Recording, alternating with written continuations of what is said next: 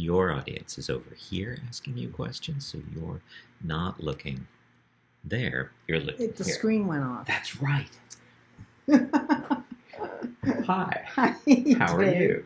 I'm okay. I'm so glad you're my mom. I feel like I just get all manner of gifts from you all the time. So, you thank you. really have followed in my footsteps in terms of you can be the emperor of embellishment, since Tom O'Hearn dubbed me the empress of embellishment. I bow. So we had talked about capturing the role of travel in your life.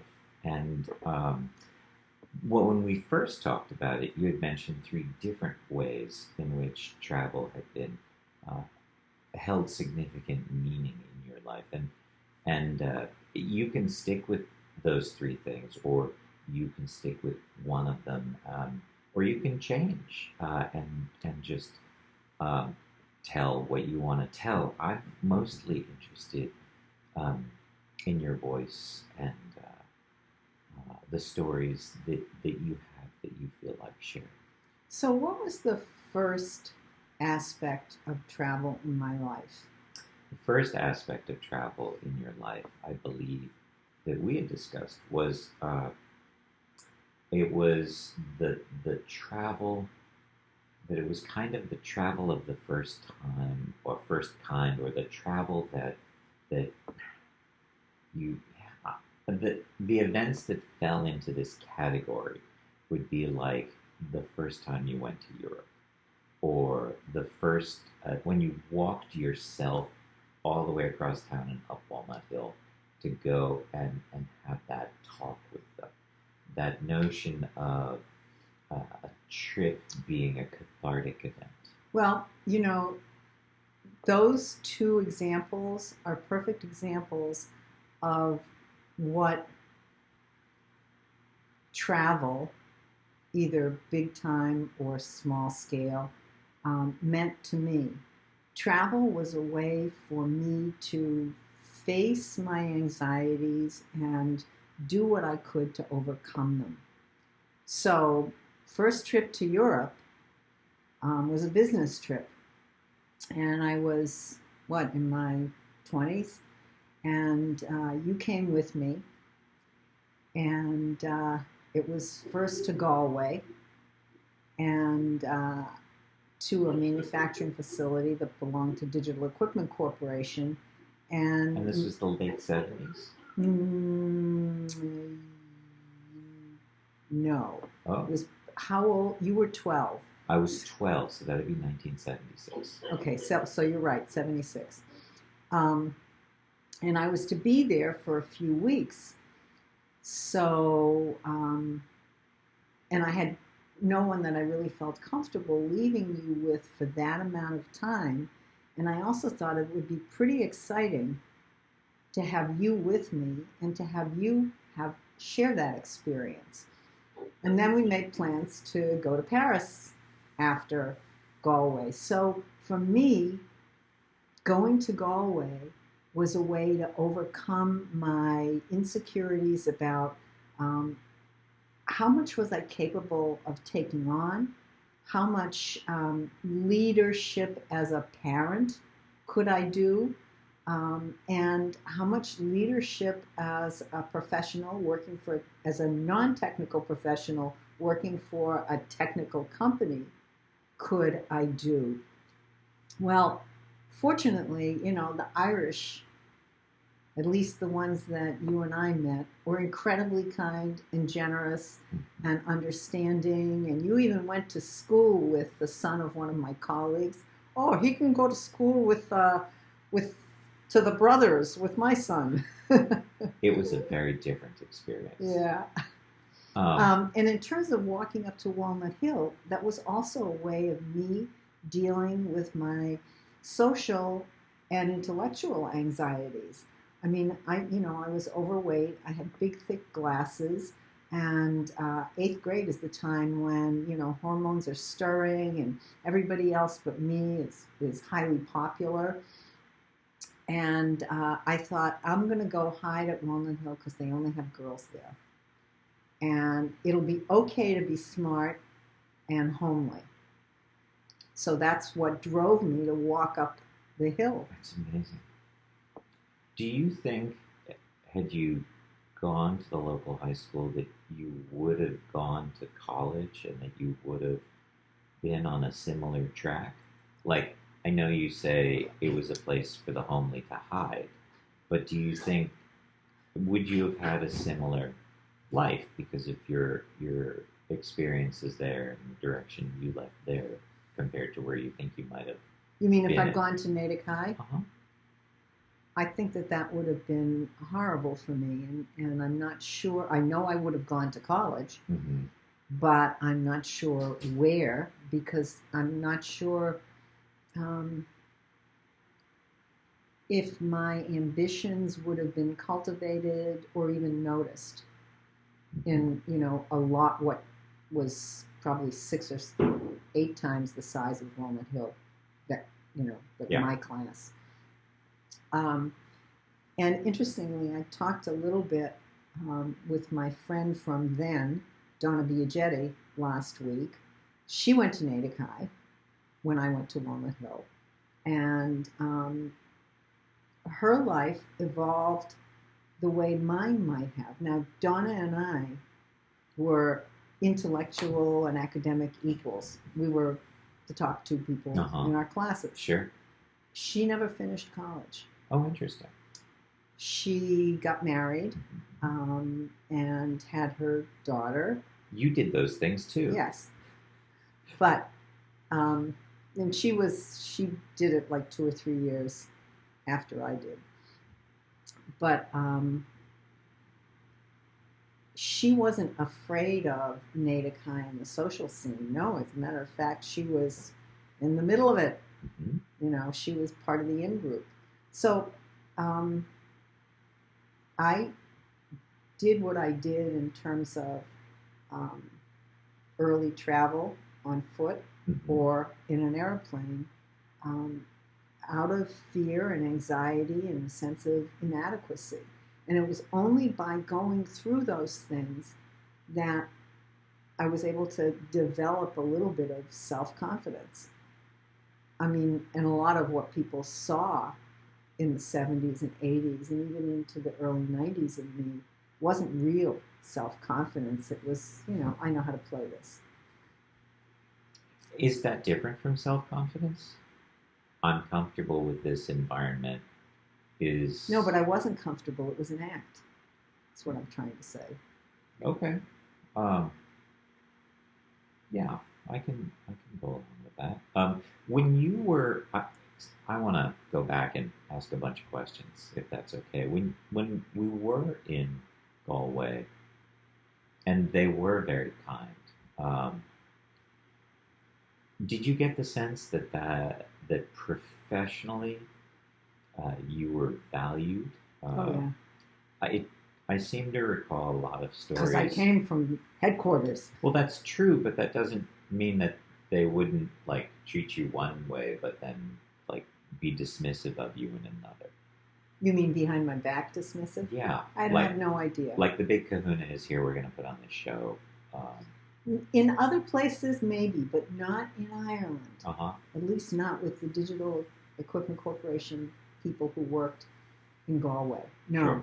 Sure. What you saw and how they were was genuine.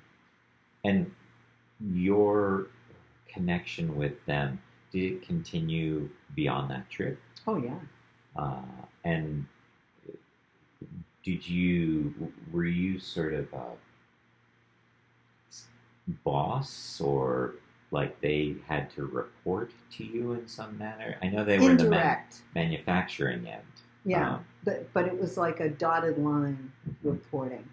And, it was always really good. It was really good because they were excited about what they were doing. Right. They were doing something that was very advanced. Technology. Sure. Especially in Ireland. Mm-hmm. And do you remember about the plane crash? I don't think I do remember about the plane crash. Tell me about the plane crash. So we're finished in Galway, and we're going to go to Paris. Uh-huh. And so we had to, I thought it was because it was foggy that they put us on a bus to Cork. Yes, exactly. And then when we got to Cork, it was foggy there, Mm-hmm. which was an interesting case of, I believe we call that irony. So we just waited, and we didn't go that day. Mhm. But another plane did go. And they crashed. Yes. And did they go from everybody Galway? thought- yeah. Um, And everybody thought we were on that plane. I do remember that. Yeah. Yeah. And it was pretty, I mean, you and I had no idea that people back home were scared to death that Mhm. we had met our death. Yeah. And it didn't get straightened away until, God, the middle of the next day when we finally were in Paris. It was awful. I always find that sort of interesting, even today with our nearly instantaneous communications, that I'll get contacted from someone not living where I live to say, "Are you okay?" Only to have to admit to why might I not be okay? Oh, we just saw this report about giant fires. Well, I did that the other day. There you go. I reached out to Judy's younger daughter-in-law. They live the ones that live in Rhode Island, because I saw on the news these huge floods in that area, blah blah blah. And I knew that Kristen and her family were away, but I was concerned about Tim and Heather and the boys. So, why are you? I texted. Why are you asking if we're okay? Is there something I should know about? Are the zombies coming now? Look out the window. Mhm. No, but it was just, like a dozen miles, 10 to 15 miles from Providence, where the major flooding occurred, that nothing had happened to them. It's Anyway. very interesting. In some ways, so similar to that 15th century village, but now with this sort of instant overview communications that connect us even when we're not thinking about being connected in that way. So I want to remind you of one thing that happened when we were in Paris, because there were lots of Yes, I wanted to move to that. wonderful, wonderful things. We went to a restaurant, and I forget its name now, but it was lovely. Mhm. And we sat at a round table, and at a table next to us was a guy who was an artist. And the tablecloths, there were cloth tablecloths, but then there was paper over the cloth tablecloths. And he saw us eating periwinkles. Yes, I was going to With say the that was nails. the first place I had periwinkles. Yeah. And so they started talking to us in French and blah, blah, blah. And the next thing that happened was he sketched us on one of the paper tablecloths. And do you have still? No, Yeah. no, Okay. I don't. I do have the memory, though. I don't have the memory of the portrait. I have the portrait memory from when you and I sat and paid that person. Yeah, To- in Montmartre. Oh, my goodness. God. Um, Now, but I wonder where that is. I don't have it. I don't have it. And we would've- looked so much alike in that, didn't we? Yes, or at least the way we were portrayed Yeah. is very similar. Yeah. So I'm keen to know, like, first of all, I want to say, wow, you were so amazingly with it to say, oh my goodness, I'm in Galway. I've always wanted to go to Paris. I'm going to Paris after this business trip. And do you remember we had to change planes at Kennedy? We had to change planes in New York, and your father came to meet us because he was so happy for me that I was going to get to go to France. I didn't remember that. Oh my God! But It's I one of the most feel beautiful that. things. That's One of the wonderful. most beautiful things. I can still see us sitting there. Me being a little nervous, and he being, just super encouraging. Super encouraging. never held me back. Never held me back. It's He just didn't come along. well, and I think that he knew that he couldn't. That was sort of not Who not he part was. of his path. Yeah, and to me, I don't recall. Like I recall growing up in a house that looked like everyone else's house, with maybe the basement being a little cluttered, um, but not having a sense of that sort of extreme hoarding that would That's make because up. I, and for a while, Nana Nana. and I, Don would bring in, we would take out. Yep. And one time, Nana walked up to see Joe Kukla to say in her fractured English, "You have to tell him to stop bringing in everybody's old newspapers," and the equivalent. Oh, that was brilliant. Um, But imagine she did that. She just walked all the way up there mhm. where she hardly knew where there was. Right. It was amazing. I don't want to get quite distracted by that, but Okay. maybe we should. I want to go back to your first trip to Paris and want to say, I'm sorry, uh, because I have enough memories of child me being there, and just want to say thanks for not putting me in a sack filled with weights and tossing me in the sand. Why would I have done that? Because I was a child stuck in a world that not only was everyone speaking a different language, and not only did they have really no sense of how to attend to my child needs, No, we didn't. but and all I could do was sort of have my head up my own ass. But it was your first time, and you had dreamed about this since at least Walnut Hill when you learned French, and just that notion of finally getting to go to this place.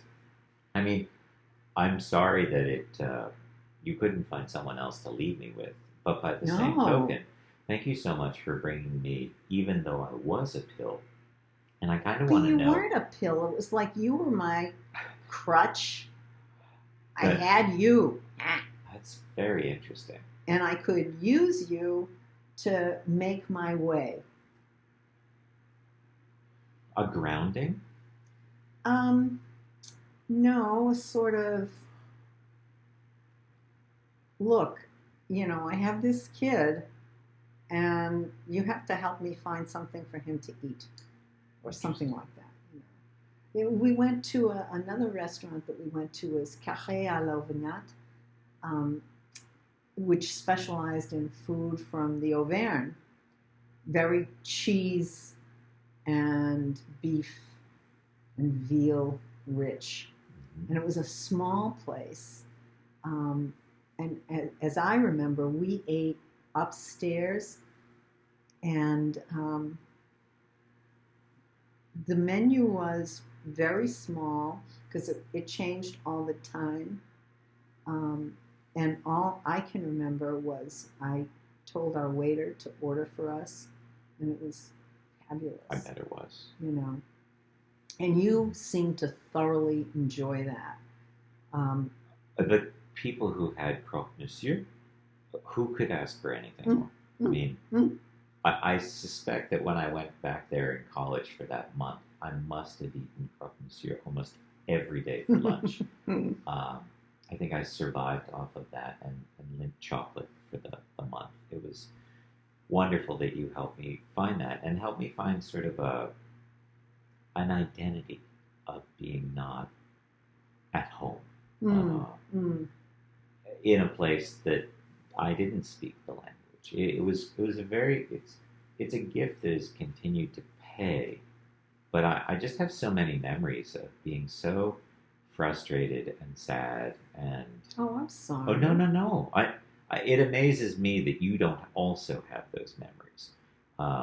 And Liégeois, do you remember the search in the Oh, my supermarkets for Dave had one chocolate parfait, and now that's really, can we just have more of that? Yeah. And people would laugh at you and say, "Why would you want that store-bought thing as opposed to what we have here on our menu?" Right. Um, Hmm. I have the memory of you bringing me to the department store to get Le Gru. Le Gru. Yeah, Oh exactly. my God, what's the English word for that? Crane. Crane.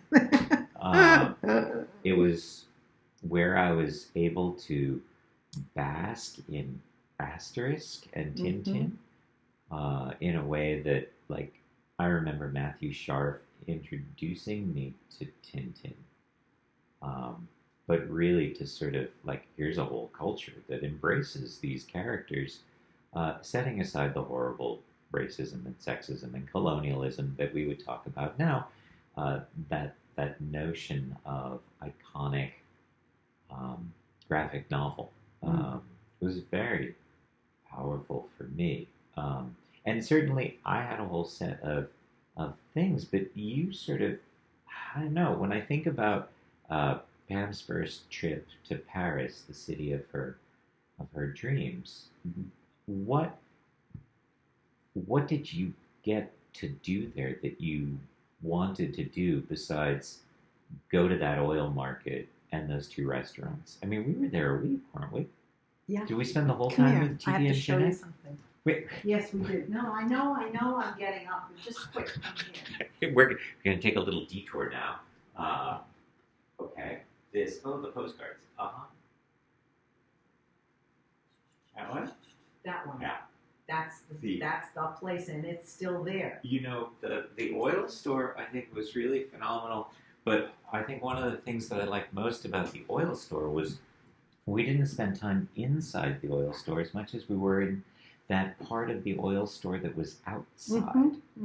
In some ways, it reminded me a lot of my father's business clients' facilities in Brooklyn, where it wasn't just a poofy little store where one bought things. It was, here's the barrel, and now we're pumping it into these smaller containers. That it was actually a production facility, and the fact that there could be walnut oil in a bottle, like walnut oil, it was just mind blowing to me. And we also ate in the Marais. Was that in the Marais? Yeah, it is in the Marais. Still. Of course. The Marais hasn't moved, and neither has l'Olivier. But we went further in. We went off of Rue de Rivoli, and we went in towards what is now the Picasso Museum and the Museum of the City of Paris. And in the Museum of the City of Paris, I don't know if you remember, they don't have them anymore on exhibit, but on exhibit were 2 letters from Marie Antoinette that she wrote to her son while she was in the conciergerie. And there's 1 letter that she wrote to her husband, the king, before he was killed. Wow. Yeah, and you know, we saw them there under glass. I wish I had that memory, but I'm glad you have that memory. Yeah. That's powerful that those artifacts are still accessible. No, they're no longer on exhibit. Oh. Because they, you know, it was impossible to protect them. Yeah.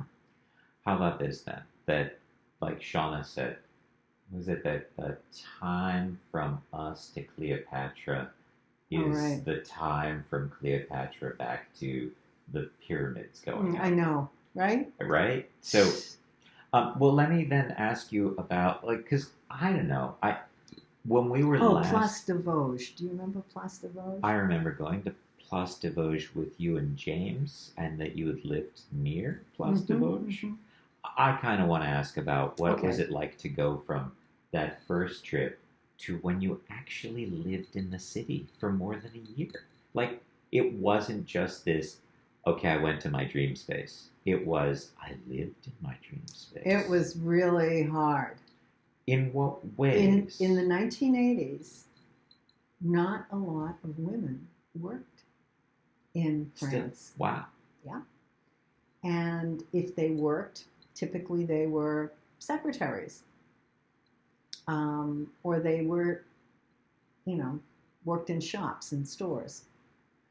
So they were clerks. And this was the late 80s, early 90s. No, it was the when you were at Oberlin. 82 to 86. Yeah. So, and the office was in Évry, which is now like a citadel. You don't go there. But at the time it was, tall office buildings. And I would drive there because I had a car. I would drive there. And I and the janitor were the only two people there until like 9:30, 10 o'clock in the morning, because that's how, in those days anyway, the French were. Mm-hmm. I think that it's really different now, but then, I would pretty much have nothing to do. I mean, I had stuff to do, but until people arrived. And then, because 90% of them had wives at home, they would stick around until 7 o'clock, 7:30, and I'd be starving. And by the time I got home, of course, in those days, all the shops were closed. Mm-hmm. So I had to plan ahead from a Saturday to have enough food. Weren't you supposed to be going to a bistro on the way home? Was sometimes that part of the sometimes identity? I did, but you didn't always want to eat out. You wanted to go home and collapse. And a lot of the time I was traveling to other countries. From Paris. Yeah. Almost every week. And was that still with DEC? Yeah. Oh, yeah. Wow. This was, my job was to find local language software for the PC, the DECmate, and the Pro. They're, DEC's answer to the personal computers. Mm-hmm. That was the DECmate, wasn't it? There were three. One was the Pro, which was for technical workers. Mm-hmm. DECmate was for office workers.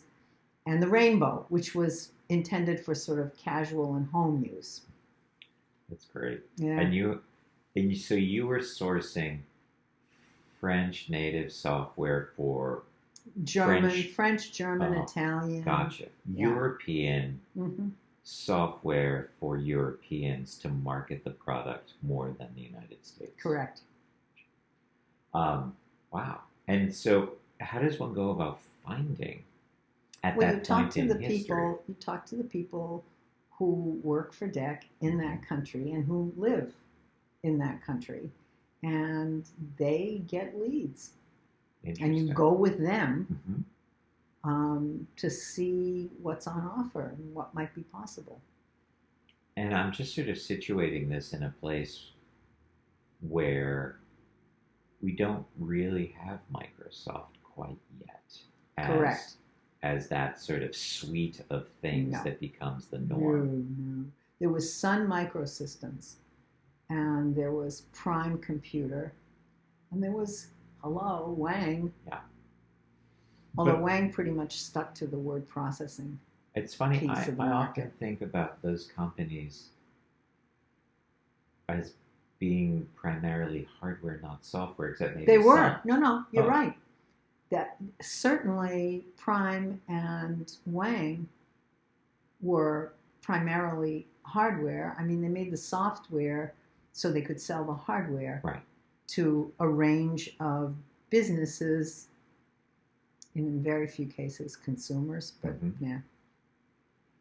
So when you were there for the first time, did you get to go to museums? Was that something you wanted to do? Did you get to drink espresso at the bistro? Yeah, I mean, what were the things that you wanted to do going into that visit?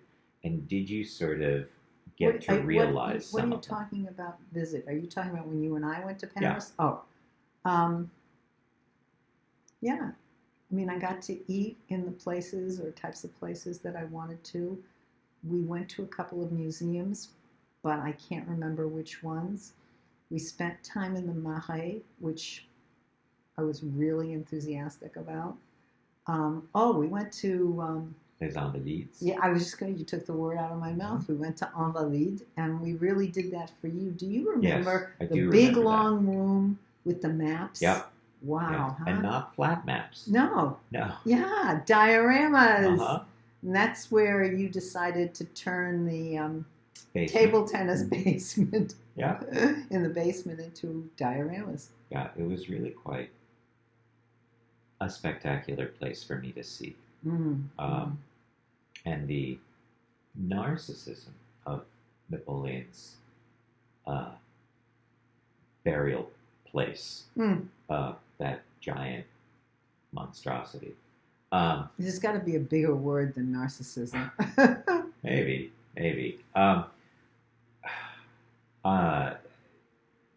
Well, I'm really glad to hear that the memory that you carry forth from that very first trip is both positive and that it was also an opportunity for you to do things that you wanted to do. Because with child necessarily means a different kind of experience. I still have difficulty situating that trip in time because when we went to Galway, they had 2 television channels, and the third one only if you lived in Dublin. And Paris wasn't better, and T.D. and Jeanette did not yet have a phone in their apartment, and this is the mid-70s, and I really just, my head does not seem to be able to contain that notion because my life growing up in New York City and then in Massachusetts, we had phones. We had at least one phone in the home, and we had at least 5 channels, but often more. And so it was very strange from child me's visit there, trying to understand. But this is France. This is like Louis XIV. I mean, how can these people have no phone in their home yet? It didn't really connect for me. And I guess I want to ask the question, and maybe this is my question and not at all about your experience, but you got to live in Paris finally, and you've gone back to Paris frequently over the years. And have you felt the change in Paris over time? Or is it still just pretty much feel the same Paris? That there's a Parisian spirit that sort of transcends time and technology. Well, Yeah. I don't think there ever was a Parisian spirit. France has been called La Terre des Îles, the land of asylum. So it was always multicultural. Yes, you had to conform to the French way, but there was always something else that was definitely an integral part of the mix in terms of daily life. I don't know if that makes any sense. It does, that there's a tenor to it.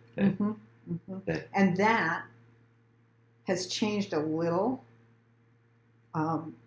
probably in the same way that from the time, let's say, that you were at Oberlin until now, this country has changed. This country and this society has changed. There's more brutality, more isolation, at the same time that there's more congestion. Yeah, I think about both of our countries having, say, student protests in the 60s. I think about the baguette, which, when we were there the first time, all those boulangeries were making their own baguettes. But now there's a lot of discussion about Take and bake. yeah, or it was made in a factory and Right, and brought brought to this right in the place, middle of the night. Yep. and that was scary. What was, it's funny how James and I both remember Carrefour, the Carrefour, yeah. supermarket, because really It's that's a hypermarché. Hy- So Little hypermarket, no, hypermarket, Hypermarket. because Carrefour don't just have food, they have clothing, Oh. lawnmowers, whatever. oh, Oh, I yeah. don't remember that from the Yeah. one that we stayed by in 2015. Well, we might have stayed by a small one, but most of them are in the city, are at least 2 stories, usually 3, basement, ground, and up. Gotcha. And they have They have it all. lots of stuff. Mhm. Yeah. There was a bakery near where we were staying in our last trip with James, and I don't remember its name. I guess I could just go to Google Maps and find it. It was on Rue Saint-André des Arts. I don't remember the name of the boulangerie, but Do it was you right have a there. sense that they made their own bread? I thought they made their own bread, but now talking about this, if you have a bunch Don't of know. different branches of the same business, No, this was. I don't know of any chain of boulangeries in Paris Mhm. or in France for that matter. Really? Yeah, in the Ah. same way that there are no chain cheese stores. Uh-huh. There are a couple of chain wine stores, Nicolas being the dominant one. And so so Nicola is fairly new then because it's a chain? Do you? No. No. Well, it's been around at least since the first time you and I went to Paris. Do you notice an American footprint that's either grown, may stay No, the not same, American. or shrunk? Not American, but I noticed a sort of mass marketization. So, an example. There are now chains of not secondhand, but second quality clothing stores. Oh. So before, like in the 70s Mhm. and 80s, you would find these gems of secondhand clothing stores. I mean, real beautiful. In fact, I have a couple of things from several years ago when Diane and I went to, among other places, Paris, and they had some high-end consignment shops, and I have a couple of tops from there. So I've seen that change now. It's sort of degradation of quality broadly. So now you have pockets of specialness, pockets of luxe, whether we're talking about clothing or cheese or the greengrocer or the florist. So you have a mix of the homogenized, kind of mediocre chain, mass market, and then you have these jewels of specialty shops that most people can't afford. Right.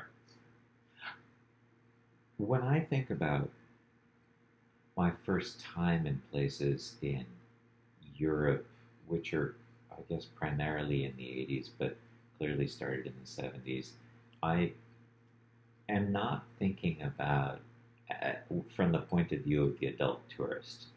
And I have a different perception or understanding now, for example, that 90% of Florence's population are tourists.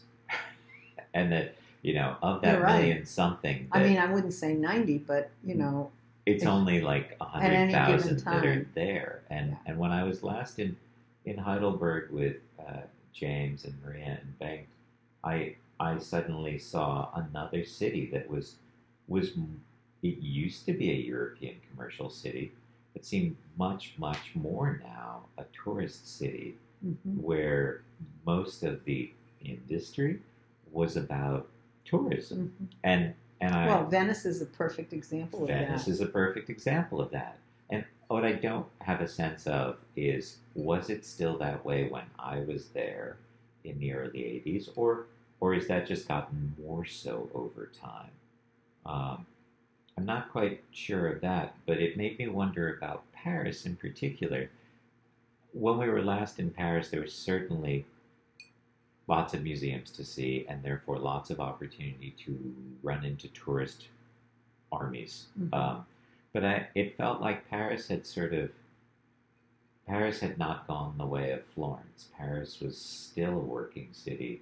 It still had lots and lots of people living in the the city and in the surrounding Well, Paris has, unlike districts. Florence, Paris has businesses. Mhm. Corporations like banks and so forth have their headquarters there.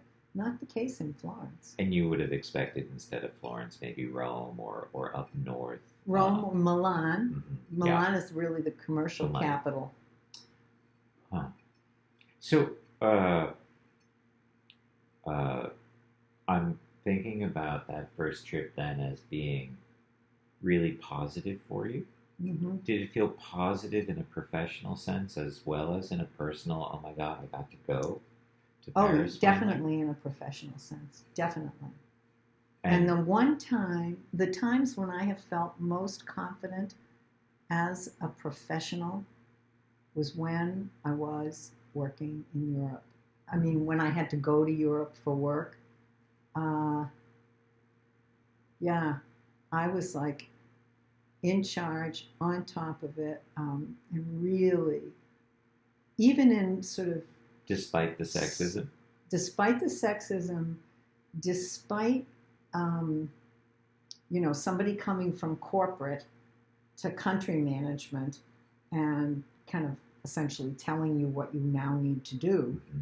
despite all of that, I felt typically more comfortable working in a foreign environment than I did, talking to the same level of people back home. That's very interesting. Yeah.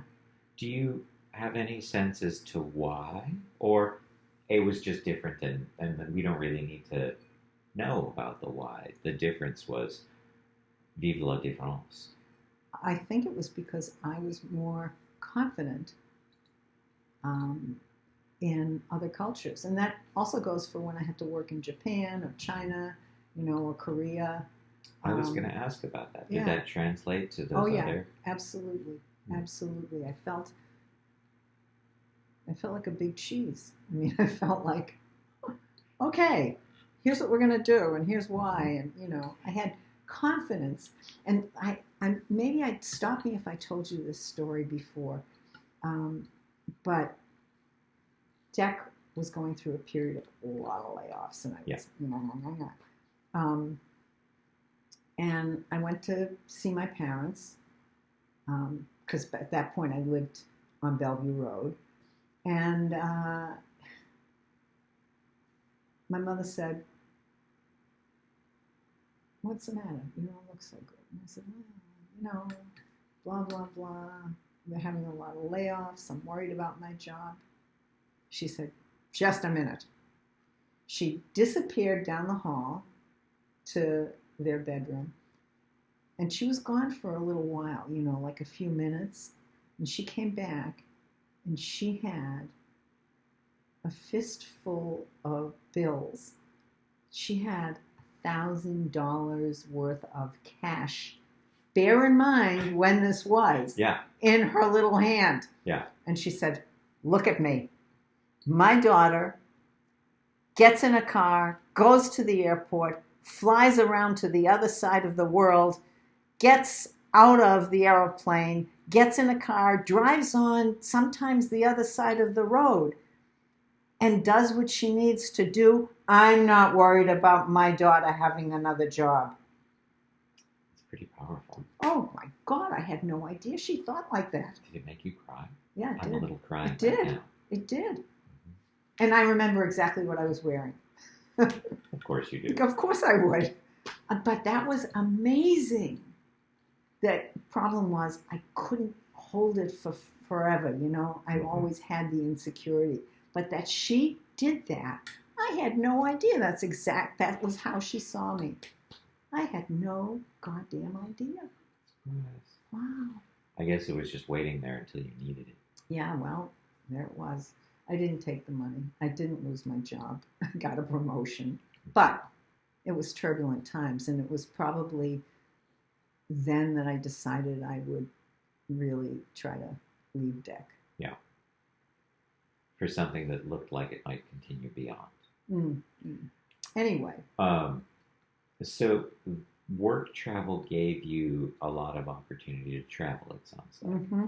And while you did live in Paris for a year and a half, yeah, you didn't live anywhere else that long, but you frequently traveled to lots of different countries. Yes. Yeah. Did you live anywhere else? No. Okay, I just didn't have those memories. I mean, you might want to say Naperville seemed like a foreign land. Yeah, well, it did. You're right. Yeah. Mm. But you weren't there. Was it? It was less than a year. No, it was just about a year. I had to stay a year because I didn't want the headhunter who had placed me there to have to pay back the fee that he had charged. Gotcha. Did that headhunter then help you find another thing? He was going to, but that's when Sandy Fenwick called and said, hey, we have this job at Beth Israel, being the administrative head of OBGYN department.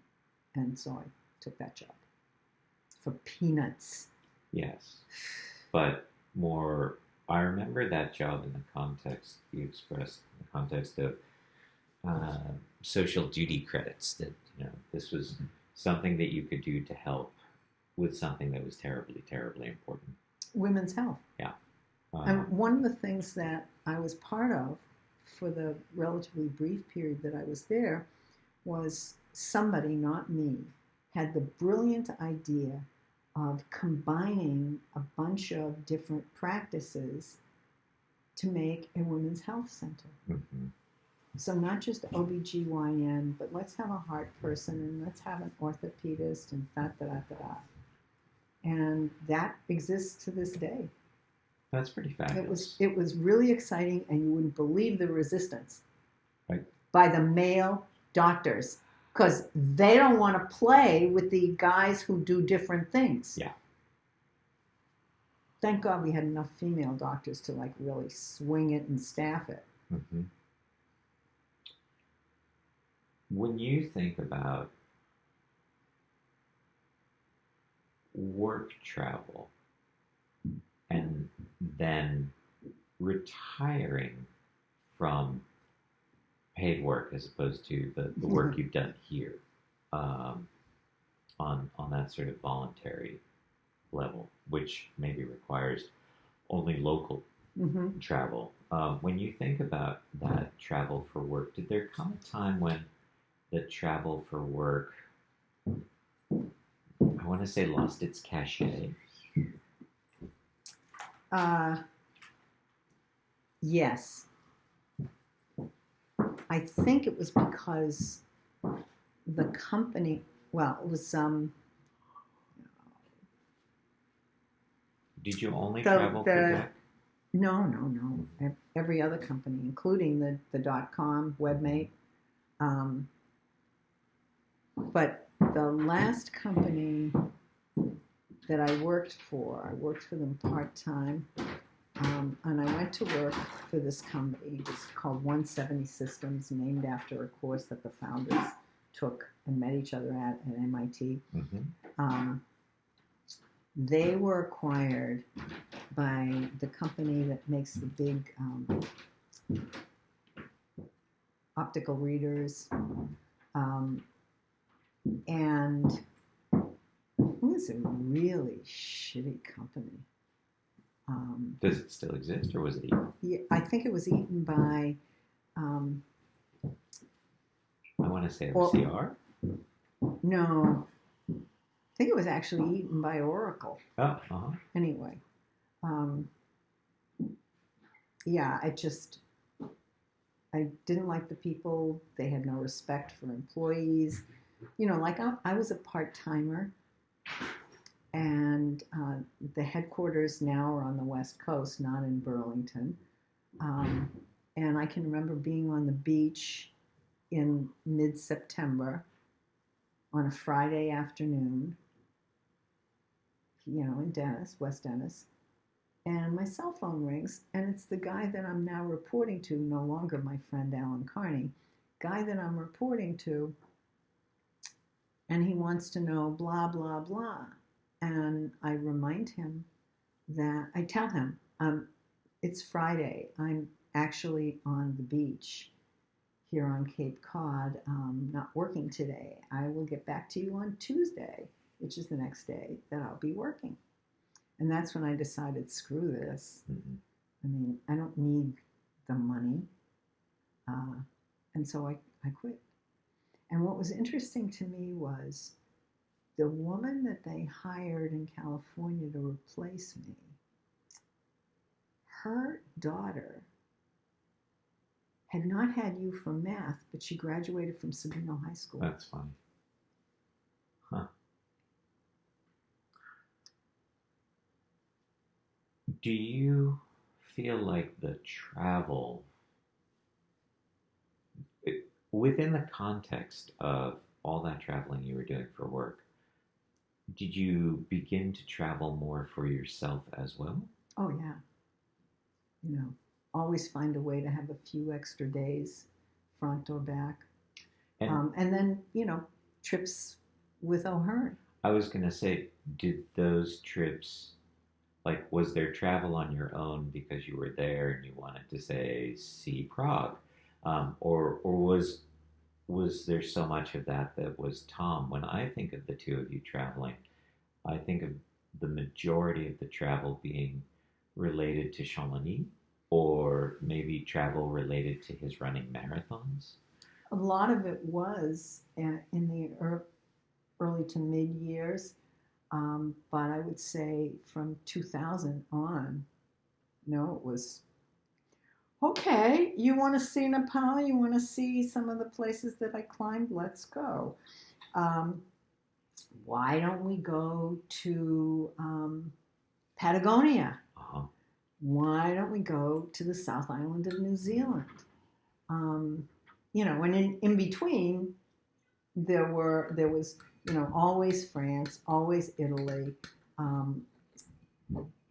England, not so much, but sometimes. So, yeah. So you're right. And then there was more. How was traveling with Tom different than traveling on your own when you had that opportunity? Whether it was, I'm living in Paris, but I'm going to go on this little thing over to Bruges kind of thing. Oh, we went to Bruges together.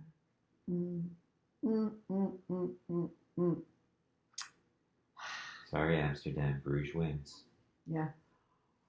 I mean, Amsterdam was nice, but we really loved the rest of Holland, including the Hoge van Leuven, Leiden, you know, the houses that float on the sea. Yeah. And we even went to Zandsachans just for laughs. Do you know what that is? No. In Holland? It's mini Holland. Oh. It's a little theme park of all of the parts of Holland. That's great. Yeah. So wait, what was the question? The question was about traveling with Tom. Almost. I mean, always more satisfying and richer with him than by myself. And, you know, when I've traveled with, for example, Stephanie or Diane or Judy McNamara, because I've done at least one trip with each of those alone. Mm-hmm. Um, but this is not going to come out right. I'll say then, while you're phrasing that, that I loved getting to travel with Judy McNamara and how wonderful she was with young Joel in Italy. Yeah, That was yeah. just, it was quite a gift. And she was pretty terrific with infant James. Yeah, she was on that trip too? Yep, she I was. didn't remember. I can see her outside at, the old villa Mm-hmm. with James in her arms trying to calm him because he was crying a lot. I believe both he and I suffered greatly from the setafice. Yeah, oof, that was hard. Anyway, wait, I lost the original question. I think again it was just travel with Tom, and what that was. Well, like. until the last trip that we took, last couple of trips we took together, I didn't feel like I had to be in the lead. Mm-hmm. But those other trips, I felt like, I have to be in the lead here. And it may have just been my own, I don't know, arrogance or whatever, but I never felt that way with Tom until the last two trips that we took. And where were together. they to? One was when we did Portugal, and that's when I knew that this was going to be the last big trip. And then when we went just before the pandemic, so 2020, 2019. When did the pandemic start? It feels like it's always freaking been with us. I think 2019. Yeah. In January of 2019, we went to Florida to meet up with our French friends, the Destugues, and with our Chicago friends, Maria and Rich. And it was couldn't leave them alone. December of 2019, we were hearing things in Italy and China, and then in the spring of 2020. When we came home, that outbreak at the Biogen conference in Cambridge had happened. Yeah. Yeah, and that happened just in late January when we came home from Florida. But at that point, I couldn't leave them. Right. So I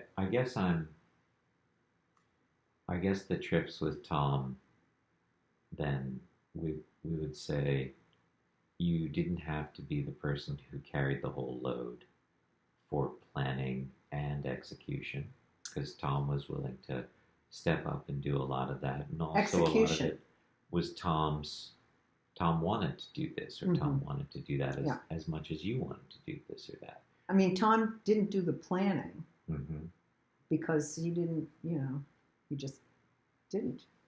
I did. He did the execution. I'll drive the car, Couple. You make the reservations. You make the reservations. Yeah. I can see that. Now, you had a really long relationship with Shawnee. Yeah. In great part because of his skiing. 42 years. Do you think if he hadn't been a skier, was there stuff there? I know you learned to love snowshoeing there, as well as tried skiing there. Do you feel like that would have happened without Tom? No, not at all. Not at all. And then you kept going back all those years, and that's with O'Hearn. But that's really powerful for like, yes, this is where we go every vacation, but not like, I don't know. I'm thinking about that movie with I think Robert Donat where he and his wife before the war are just really struggling with these sort of mousy identities that neither of them particularly likes, and then the war comes and they both sort of learn to become action verbs, and then they sort of come together again at the end of the war trying to figure out if they're going to move forward together, both of them going to the encounter feeling like they're never gonna, we're so different than who we were, I'm just gonna call it off now, and yet they get through that fog and find a new dawn together. And it makes me think about that wasn't at all your experience with traveling to those places with Tom. you went to the same summer resort. Was something that they both complained about, thinking that they went all those summers together because they thought the other one wanted to Oh go. no, this Uh, was so mutual and so desired by mhm. both of us. Both of us. And you almost bought a house there. Yeah. Was it a house or an apartment? It was an apartment, Mhm. so it would be a condo here. Do you, in retrospect, wish that that had gone through, or it didn't go through and that was Not at fine? the no, not at the time that I was doing it. I'm glad it didn't. I mean, obviously, I stopped it and I lost a deposit because I realized this is just insane. I'm not equipped to long distance manage renting the place out on a Mhm. weekly basis and blah blah Yeah. blah. Do you think now with VRBO and Airbnb that that might be something that wouldn't be a barrier today that was then? Oh, I agree. Yes, it wouldn't be. Um, I have to get something to eat, and in 45 minutes, I have to be at my facial. Well, So, can let's we continue meet this again later some other today? time. Thank you very much for part one. I'm just drying off. Where did all this crap come from? I'm so glad I haven't managed to turn off the recording yet so that we've actually captured that in the recording.